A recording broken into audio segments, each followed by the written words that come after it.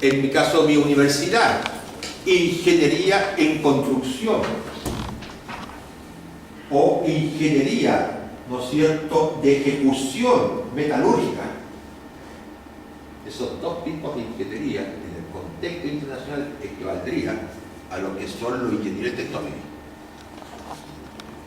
Y Engineering Technician sería, ¿no es cierto?, lo que hoy día es lo que se forma a nivel de centro de formación técnica, los técnicos de nivel superior.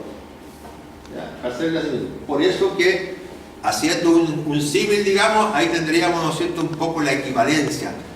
Este tema entonces de aquí no lo vamos a tratar porque, ¿no es cierto?, ya esto ya es formación de técnico y esto en cambio es formación de ingeniero. Pero en el internacional se le llama, ¿ya?, como se clasifica como ingeniero.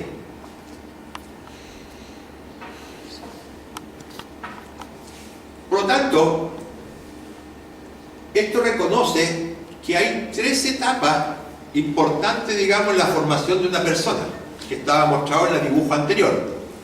Uno es obtener el título, que se logra en la institución de educación superior. Luego, obtener el registro profesional, es decir, obtener, haciendo el símil, yo tengo acá, ¿no es cierto?, mi licencia de conducir. ¿Cómo obtengo la licencia para ejercer la profesión libremente? Se entrega el carnet, como el carnet, digamos, se entrega, digamos, puedo ejercer libremente la profesión. Eso, ¿no es cierto?, vamos a llamarle el registro profesional. Y después que estos registros profesionales, ¿no es cierto?, pueda la persona obtener un registro internacional, es decir, poder ejercer, ¿no es cierto?, como ingeniero en cualquier parte del mundo. Entonces hace esas tres grandes diferencias. Por lo tanto, digamos, ¿no es cierto?, le decía que hay acuerdos relacionados con la acreditación, digamos, ¿no es cierto?, de atributos de graduación y acuerdos relacionados con la profesión. ¿Cuáles son estos acuerdos? Relacionados, ¿no es cierto?, con atributos de graduación. Hay tres acuerdos. Uno, el acuerdo de Washington. Este acuerdo, ¿no es cierto?, que son entre agencias, dice lo siguiente: si usted acredita, digamos, ¿no es cierto?, con la agencia de su país que está dentro del acuerdo, es reconocido inmediatamente por todas las otras agencias, siempre que cumpla todos los elementos que tiene este acuerdo. Por lo tanto, tenemos los acuerdos de Washington, tienen que ver con la formación de ingeniero, en el lenguaje nuestro puede ser ingeniero civil. El acuerdo de Sydney tiene que ver con la formación del ingeniero tecnológico, ¿ya?, que sería la otra que les mencioné anteriormente, y el acuerdo de Dublín tiene que ver con los acuerdos de formación de ingeniero técnico. Aquí yo le puse el enunciado, cuál es la diferencia entre este profesional, este y este. En la ampliada le puse dos detalles. Aquí solamente le puse la gran diferencia. ¿Cuáles son las diferencias? Este profesional está capacitado para la solución de problemas de ingeniería complejos. Este profesional para resolver, ¿no es cierto?, ya, problemas que tienen de ingeniería definidos y aplicados. Y este de acá, ¿no es cierto?, está para prácticas concretas y amplias.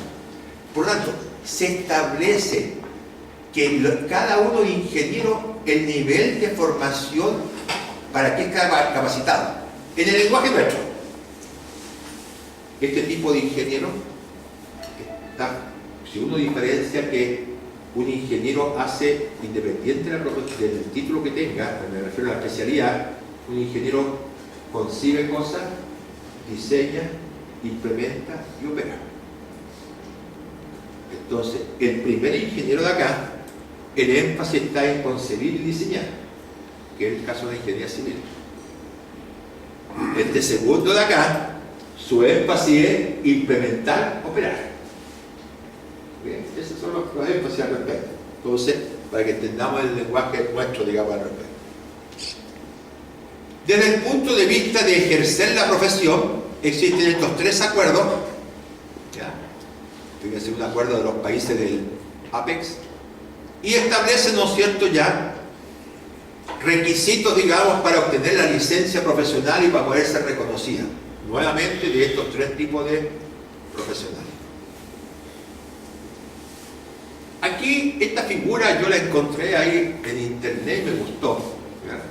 Que trata de hacer la diferencia entre el ingeniero y el ingeniero tecnológico.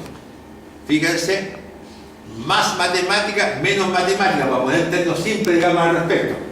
Y va mostrando, ¿no es cierto?, dónde está el énfasis en la formación de este ingeniero, dónde está el énfasis, y se puso entrañado, por supuesto se puso entrañado. Esto de acá lo quise reflejar en esta figura, para que sea bien simple, digamos. Lo que serían nuestros ingenieros civiles y los otros ingenieros, digamos, por poner un nombre, planifica, en cambio ya hace.